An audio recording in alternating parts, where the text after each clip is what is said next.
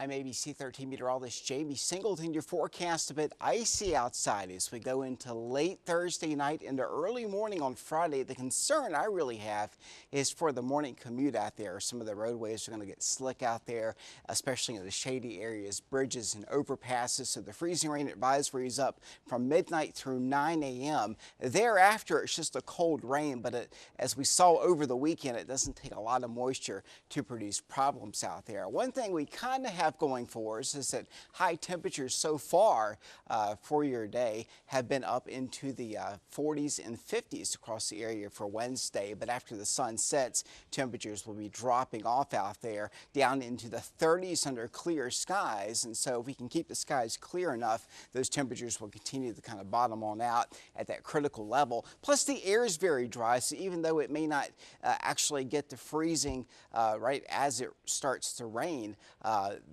the prospect of more moisture moving in will actually chill the atmosphere even more. That evaporation makes it a bit colder out there. So we think we'll kind of stay steady there in the middle 30s overnight. And then during the morning, once the rain falls into that drier air, we create our own cold air. So I have some ice around very early, and we're talking about freezing rain. Here's the system. Again, it's not too large, but there is a fairly decent swath of moisture here extending on down to the south. And again, I want to emphasize it's not going to be a lot of moisture. We're not looking at a ton of moisture, just maybe a few 1/100ths of an inch for some areas. But what freezes will, of course, cause some problems out there to the untreated roadways. Our local futurecast here, we bring it in a little tighter. 6 o'clock in the morning on Friday, you can see these purple and pink areas here. And the model's going to have a hard time with this because we're talking about a very thin layer near the surface, seeing temperatures below freezing. And so you get the idea that'll be around first thing in the morning,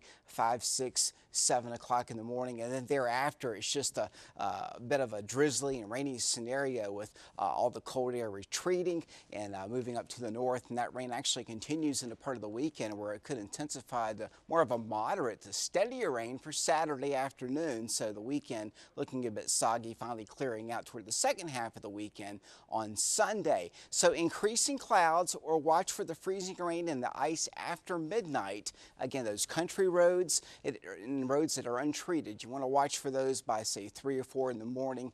Things could be slick, and we don't want to repeat a Sunday where people were caught off guard by this. You've got fair warning, not to say it's going to be bad, but we want to let you know just in case. Coverage you can count on. Temperatures upper 20s to around 30. As we go into the day on our Thursday, we're actually into our Friday, looking at temperatures at 37 degrees for Lynchburg and the Rustburg, 38 Alta Vista, 37 in Bedford. After temperatures start out dangerously close to freezing, it'll start to warm back up by the afternoon. 40 Danville, 39 for Smith Mountain Lake. Again, a few slick spots out there very early. Best advice for you, if you have to be out driving, just maintain the course. Don't do anything sudden out there. That's when people get into trouble. Okay, morning ice changing to rain for the afternoon for the mountainous areas as well. For Roanoke and the Rocky Mount, temperatures upper 30s to around 40.